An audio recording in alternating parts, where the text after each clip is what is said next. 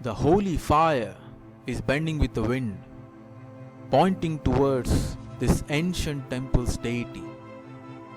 Perhaps it is trying to remind us of the time when a great king once ruled this place, whose glory was shining bright all around here. The temple is trying to tell his tale.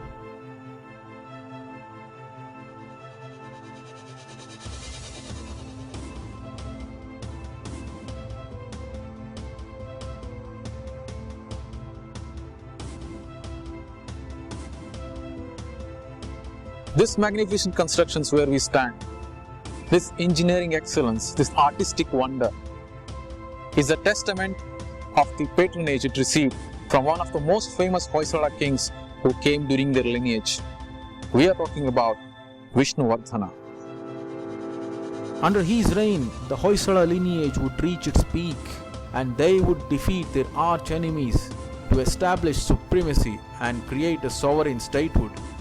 Not only that, his most important legacy that still stand tall are tens of majestic and artistic temples that were built scattered across the region, making him one of the most remembered builder king of his times. In this film, we are embarking on an interesting journey into the life and times of Hoysala king Vishnuvardhana.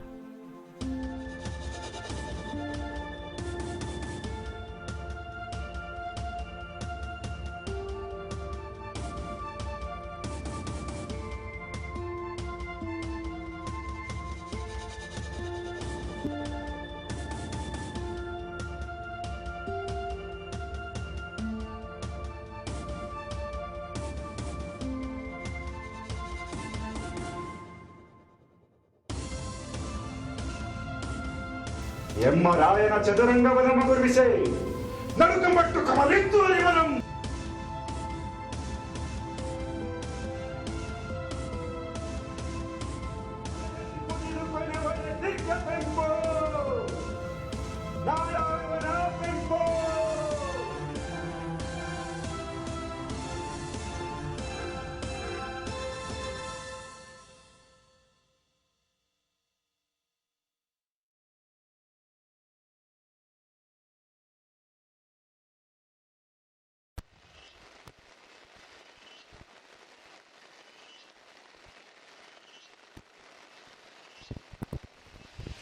The story is over 1,000 years old. It's a legend of a warrior. It was one of those turbulent but interesting days in the life of a young man performing rituals in the foothills of these Western Ghats.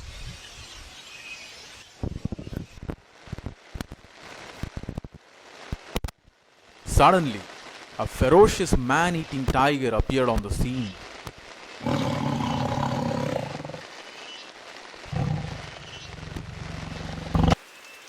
All the people who had gathered around fled in fear. The priest looked up to this young man whose name was Sala and threw the dagger at him and said, "Hoysala," or "Kill, O Sala." The young man jumped right in front of the beast and killed it without an iota of fear in his mind. The priest blessed this young man and said, "Let there be a royal lineage born out of this." And hence was born the royal family of Hoysalas, the beast killers of the Western Ghats. This emblem demonstrates the story of the birth of Hoysalas. The sculpture shows a determined Hoysala warrior who fearlessly takes a beast head on, bending on his knees and piercing the dagger in the chest with ease, similar to a Hercules in Greek mythologies. This emblem later on became the symbol of pride and honor for many years to come for the Hoysalas and for the people of this region in general. Since the beginning of their royalty as chieftains, Hoysalas remained loyal to a much more powerful kingdom, the Chalukyas. They had ruled many parts of the southern India for over 300 years by now. The only other royal family that rivaled in those days against Chalukyas were Cholas. Cholas also had ruled for over 300 years and they were equally powerful. The armies of both kingdoms were made of large war elephant cavalries, which would create havoc on enemies on any given day.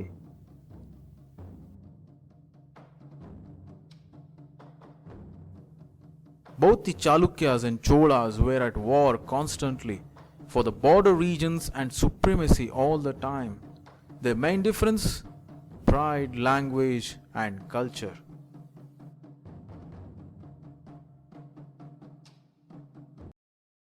By the beginning of 12th century AD, the Indian subcontinent was bruised in battles across every region.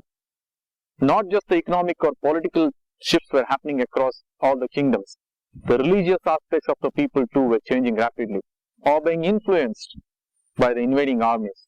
It was in this context that the Hoysalas emerged as one of the superpowers, as one of the kingdoms in the history of southern India, and gained prominence among all other kingdoms. If we look at the map of 11th century AD India, we find the Chalukyas and Cholas are the main centers of power. However, within 100 years, we see the emergence of many other kingdoms, and Hoysalas too were one of them. The sole credit of building the kingdom goes to Vishnuvardhana's campaign.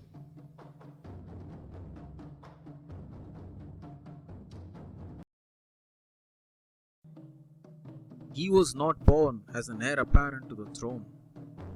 In royal families, usually it's the eldest son who replaces as a prince.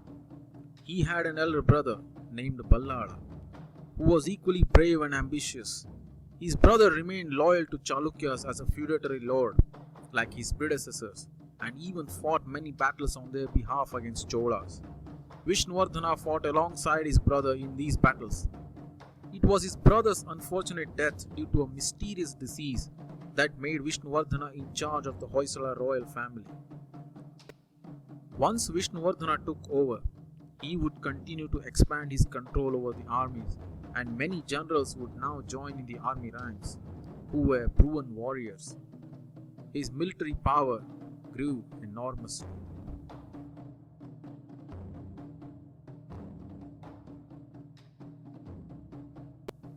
The year was around 1116 AD, and the Cholas were disintegrating in their control of the kingdom. It was a region to the east of the Hoysala territory, which traditionally belonged to them. Gangavadi was in control of Cholas. Vishnuvardhana sent messengers to the occupiers of the town to quit or face his army. The answer came back negative. He had fought many battles against Cholas before, but this time it was different.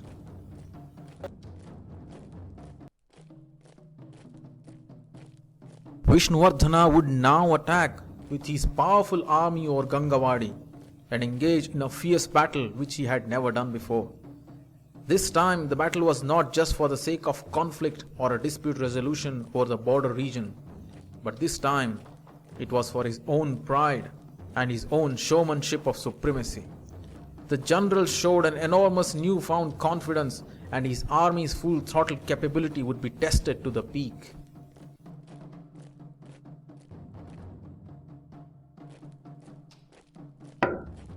மனத்தர ராத்தி நாயக்கர் சொற்கொள் எம் மீனாரும் தோற்பட்டு ஒப்பரிசே கிம்மகிற்பரே புலி உழைத தீர குலதரசை ಆ ಚೋಳ ಕುಲ ಸಂಭವರಂ ಪೆಡಮುರಿ ಕಟ್ಟಿ ಇಳಿಸಿ ದಿಕ್ಕುಗಳಿಕಿಡೆ ಸತ್ತವೋ ಬೀಳವೋ ಎಂಬಿನಂ ಕೈದುಗಳನ್ನು ಬಿಸಿಟು ತರದು ಪಾಡಿಯಂ ತಗುಡ ಜಯಲಕ್ಷ್ಮಿಯಂ ಬೆಗಳೂರು ವರೆ ಸಾದ ನಮ್ಮ ಮಟ್ಟಿಯ ದೊರೆ ಇಟ್ಟಿಗೆ ಜಿಯೆ ನಾಳೆ ಅನುವರದೋಳು ಹೊಯ್ಸಳ ಮೇಲ್ ಚೋಳರ ಕಾಳಿಗದೋಳು ಅಳಿವಿ ಕೊಟ್ಟು ಹರಿಯಂತ ಕರಿಮಿಸರೆ ನಾಡಸುಬಟ ಇದೆ ಅದಕ್ಕೆ ಮನೆ ಸಾಸಿರ ಸುಪ್ರತೀಕ ಮನೆ ಪೋಲ್ವ ತಂದಿಗೆ ಒಟ್ಟೈಸ 10,000 ದೈವದುರ್ಗ ಮನೆ ಪೋಲ್ವ ಅಶ್ವಗಳಲ್ಲಿ ಆವುದ ಮೇಲಿರೆ ಕೆರೆದು ಕತ್ತಿಸಿ ತಳ್ಳಿರುವ ಪದಾರ್ಥಗಳು ಎಮ್ಮಿ ಪಡೆಯವರು ಸೋಲದೇನ್ ಸದರಮೇ. Vishnuvardhana's army front line, like many other Indian kingdoms, would be formed of big war elephants. The war elephants were trained to enter with great speed and a huge force into the enemy flanks, creating panic with thundering loud trumpet sounds and vibrating the ground, which would send shivers in the hearts of the foot soldiers.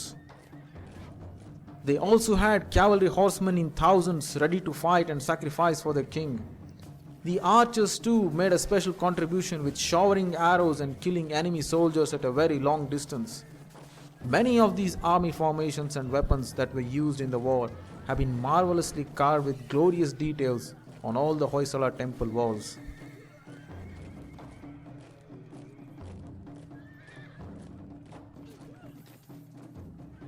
The Cholas once were very strong in numbers and capability, but now with their power in decline, their armies looked in disarray and clueless.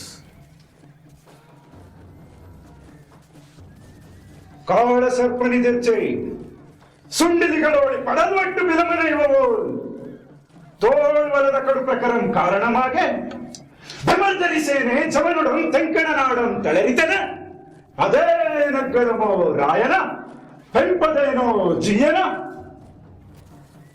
Vishnuvardhana made a decisive victory over Cholas, and the enemies were chased for a very long distance right into their own territorial borders, intimidating the once mighty Chola kingdom.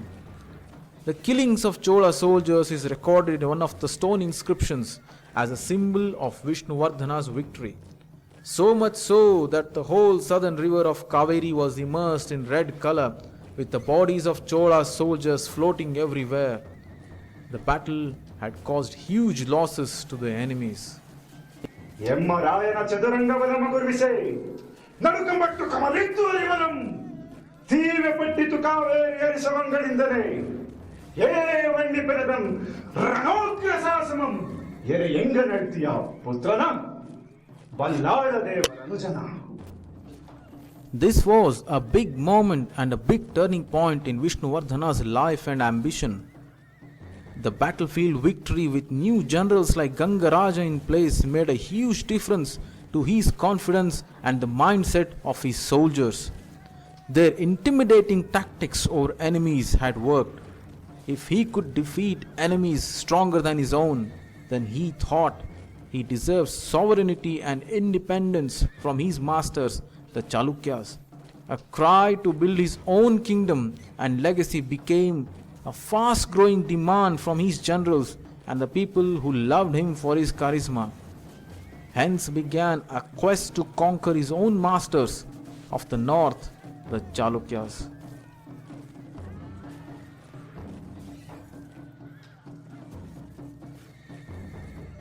Vishnuvardhana would now look north. He would conquer one city after another, which were once under the reign of Chalukyas. The Chalukyas found it difficult to resist the force with which Hoysalas now attacked the territories. The campaign that would last for more than 6 years, the army would reach the extreme north of the region up to the Krishna river.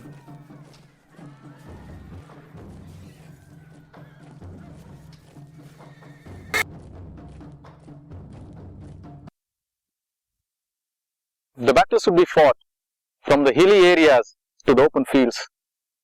The quest to conquer the new kingdom or to expand it to a new horizon would take Vishnuvardhana to the new corners of the Chalukya territories which he had never seen before.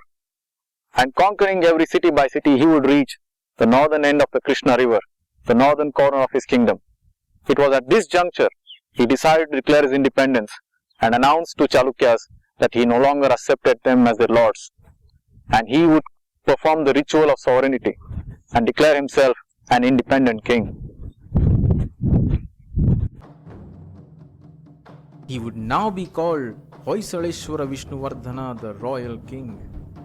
ದೆಸೆ ದೆಸೆಯಂ ಪುದಿದು ಕೊನೆವರೆ ದಿರ್ಕೆ ಪೆಂಪೋ ನಾಡಾಳು ನಾ ಪೆಂಪೋ ಓರ್ವನಿರ ತಿರಗಂ ನೇಸರನಂ ಸಸಿಯಂ ಚುಕ್ಕಿಗಳು ಸಾಸಿರಮನೆ ದೇವನದಿ ಕಲ್ಪಗಲ್ಲಿಗಳೊಂದಿರೆ ತಾನೆರಡೇನೆಂಬಿನಂ ನಗಳ್ತವತ್ತನ್ ಚಲದುತ್ತರಂಗನ್ ಧರ್ಮಾವತಾರನ್ ಜಿನಪಾದ ಪದ್ಮನ್ ಹರಿಚೋಳ ಕರಿಕೇಸರೇ ವೇಳಾಪುರಾಧೀಶನ್ ಮೃತ್ಯಾಂಗನಾ ರತ್ನ ಸವತಿ ಗಂಧವಾರಣ ಮಹಾದೇವಿ ಸಾಂತಲಾವಲ್ಲಭನ್ ಮದವರ ಸ್ವರ್ಗ ಮುರಿದನ್ ವೀರಗಂಗಾ ತಲಕಾಡುಗೊಂಡನ್ ವಿನಯಾದಿತ್ಯರ ಮೊಮ್ಮನ್ பெருடையர் எரையங்கருண்ணினா கிருகுவரன் ஸ்ரீ ஸ்ரீ அரிதிமிர மார்த்தாண்ட பல்லாவள தேவ கனுஜன் தொர விட்டிகன் ஸ்ரீ விட்டி தேவன் இருக்கே கருணாட்சி திதி கிரணங்கள் வேளாபுரிகருமே இருக்கே நாடவரசிரங்கள் நிம்மணி தாவரை எழிலோள் Sri Sri Vishnuvardhanan Sri Sri Vishnuvardhanan மணிதிர்க்க நாடோ மணிதிர்க்க நாடவர் ದೆಸ ದೆಸೆಯಂ ಕುದಿದು ಕೊನೆವರೆದಿರ್ಕ ಪೆಂಪೋ ನಾಡವನ ಪೆಂಪೋ.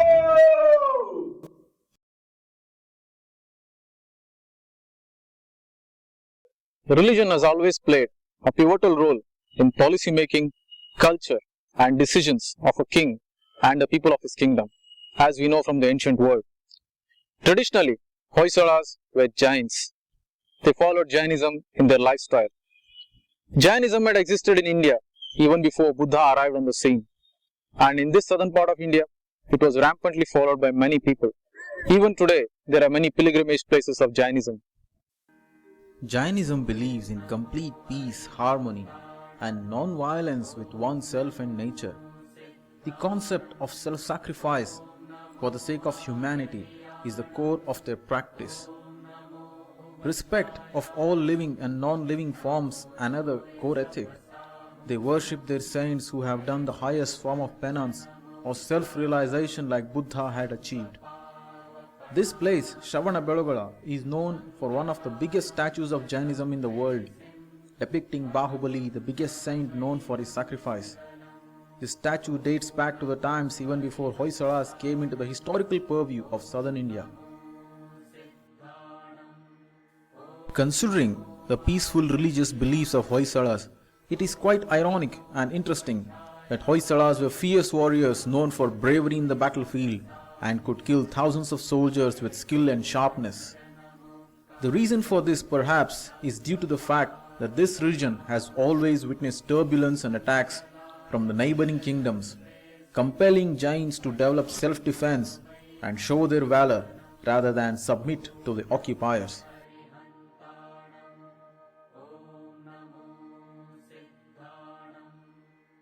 Vishnuvardhana was born as a Jain too.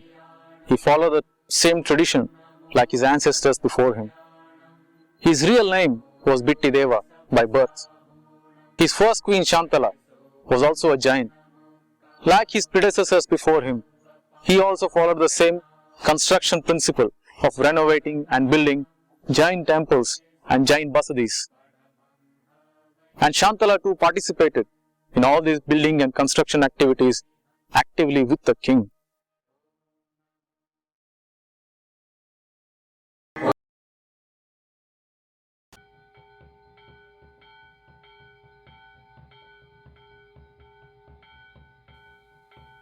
While the matters were in tolerance and respect for all religions under Hoysala rule, it was not the same under Chola kingdom, which however is debated. There were differences between the two clans of worshippers under Hinduism, Shaivas, the worshippers of Lord Shiva, and Vaishnavas, the worshippers of Lord Vishnu. Cholas were the worshippers of Lord Shiva and showed less tolerance when it came to other followers of religion.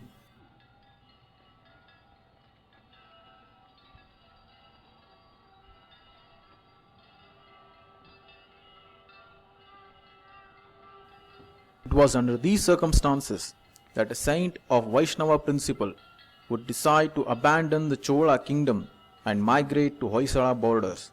He was Ramanujacharya. He was a powerful saint with a charisma like no other. He had authored many books on ancient Vedic philosophies, and he had influenced many people to be his followers. He already had reached the peak of his times, and he was in his old age by the time he met Vishnuvardhana.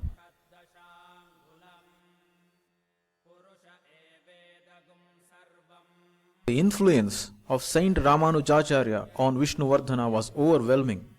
In fact, it was Ramanujacharya who named the king as Vishnuvardhana, in recognition of someone who would grow the Vaishnava religion to the highest peak.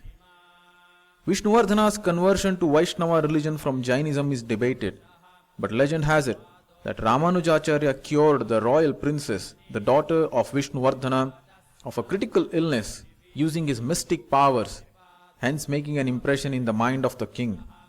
The king would now become a follower of Ramanujacharya and accept Vaishnava principles, which created a drastic change in the times he lived. It was on the wish of Ramanujacharya that the marvelous temple of Belur would be started, dedicated to Lord Vishnu.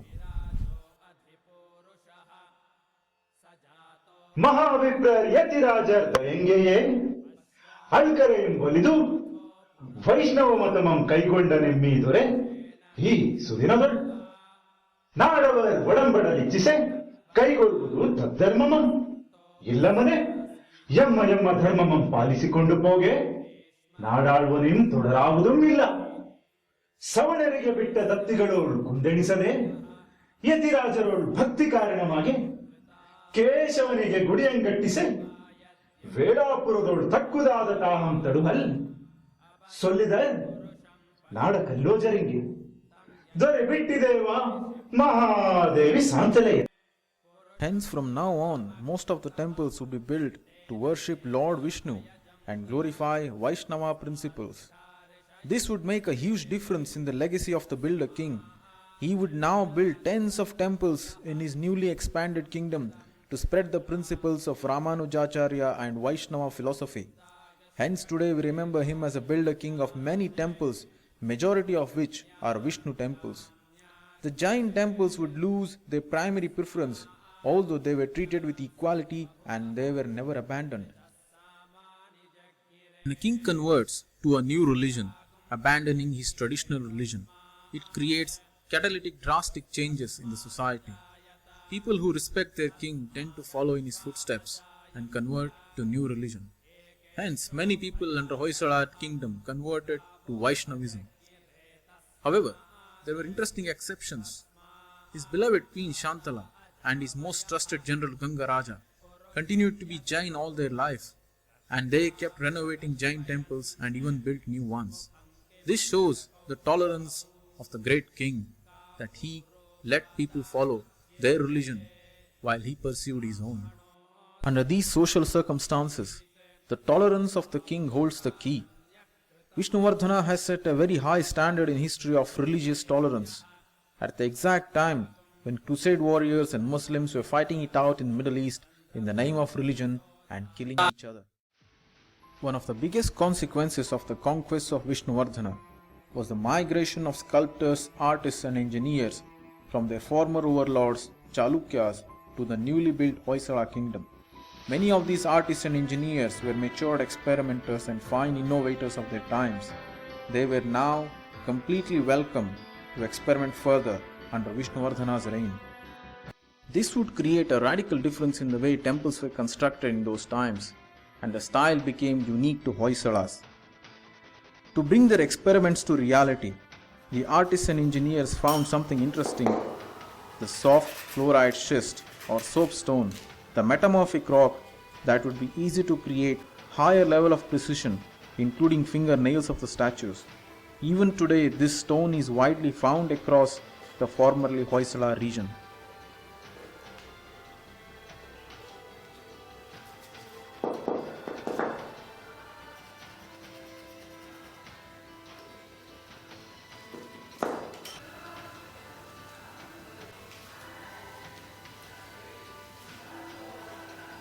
Even before the Hoysalas came into picture, the Chalukyas had already started a lot of experiments in building new architecture of the temples and had received a lot of art and architectural patronage from the Chalukyas. The Chalukyas had developed a style called as Vesara, which is a mix of the north and the south, a combination of the Nagara and the Dravida style. This structure here is a classic example that even before Hoysala started experimenting, this was one of the styles of building temples in the Hoysala region. Now they would receive new patronage.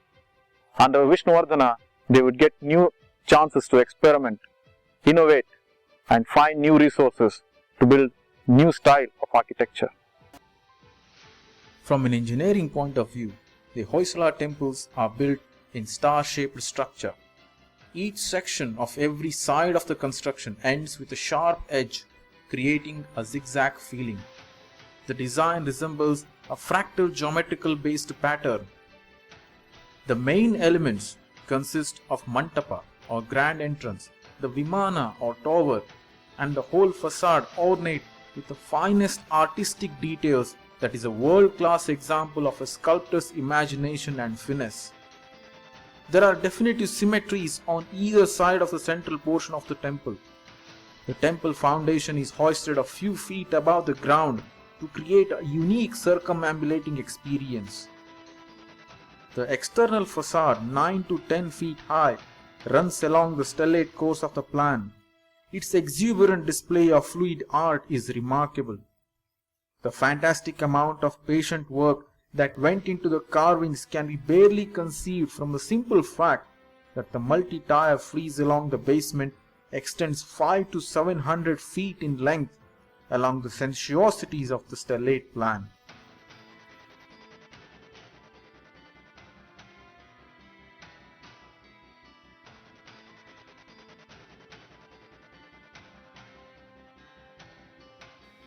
Elephants specifically formed a unique place in the minds of the people and culture. Many rituals of the temple involved elephants to do certain tasks for the kings and the gods. The temple is carved with elephants in hundreds, even forming like a base to the facade, holding the load on their backs. The horsemen, cavalry displaying the weapons like spears and swords, act as if they still stand protecting the kingdom and the people.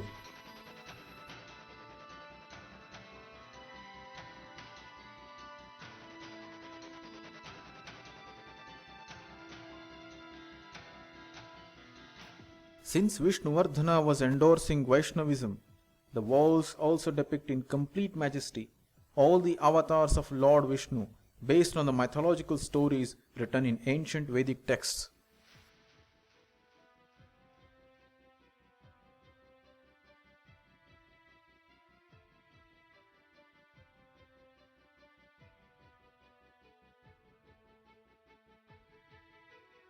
Walking along this facade, one gets to see all the details of the epic carvings of Ramayana and Mahabharata. There are war heroes. These war heroes were an inspiration for the Hoysala warriors of their times, because this region was ridden with wars and conflicts all along. So these war heroes were really the ones that were looking up to fight against their enemies. Also walking along this facade, one gets to see the incarnations, the gods, and all the avatars coming alive, dancing and singing in front of them. Imagine 1,000 years ago when there were no internet, no television, and if a common person would enter this temple facade and saw all the gods come alive in front of them, and he would feel that he is part of the bigger cosmos. He would feel that he is also equal among gods, and he was being treated like one among them. And this whole universe is a big creation, and he also has a space to feel within it. This great construction stands as a testament, stands as a sense of emotion for years to come. And people will always feel that same marvel whenever they walk with the gods in this facade.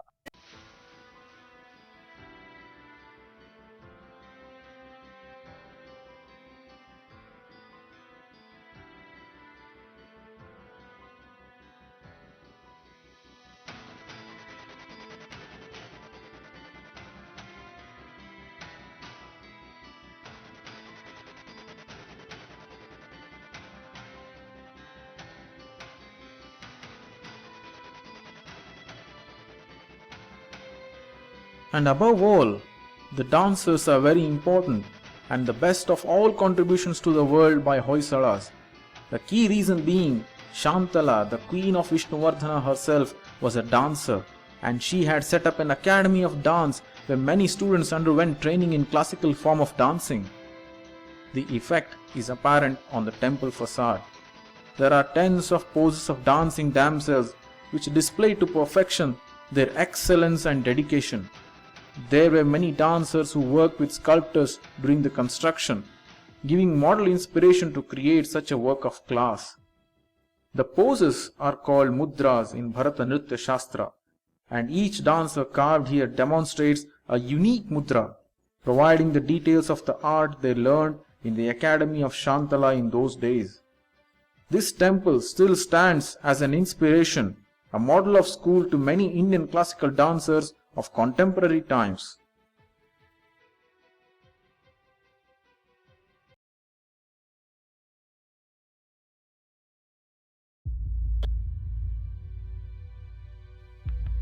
Like every king, Vishnuvardhana also aspired to expand his kingdom and create new capitals for better control on the new frontiers. However, this would only complicate the administrative matters for him. He decided to move the capital to the northern borders of his kingdom, leaving behind his eldest son as in charge of the existing one. But then he had to fight many more battles along the new borders with the new kingdoms. This made him vulnerable. Hence, in 1152 AD, Vishnuvardhana died fighting the last battle of his life and became a legend in the books of history and for many generations to come. He would stand as a bright star known for bravery, religious tolerance in turbulent times, and a great patron of art, music, and philosophy. With this, we end the magnificent journey of the life and times of Hoysala King Vishnuvardhana as a tribute to this great culture and the land of Kannada. ಸಂಜೆಯೋಳ್ ನೇಸರಂ ವೈರ್ಯದೆಯೋಳ್ ತೊಟ್ಟಗಣೆ ದಿಗಂತದೋಳ್ ಕಡಲ್ ಕೀರ್ತಿಯೋಳ್ ಕುಂದಿಲ್ಲದೀವ ದಾನಗಳ್ ಮೋಕ್ಷದೋಳ್ ನೆಮ್ಮಿ ನಡೆಪಿದ ಧರ್ಮಗಳ್ ഇരുളിനോൾ പകൽ ಬೆಳಕಿನೋಳ್ ಚುಕ್ಕಿಗಳ್ ಸಾಗರದೋಳ್ ಪರಿವ ತೊರೆಗಳ್ ಒದುಗುವವರು ವೀರ ಕೊಂಡು ಹುದುಗಿ ಹೊಯ್ಸಳೆ ನಾಡಾಡ ಮತ್ತೀರ್ತಿಯ ಸಾಗರ ಪಂಕಾಮಯಗಳು ಬಿಸಿಲೆಸಿವೆ ಕವಿಗತ್ತು ಕಾರ್ಯ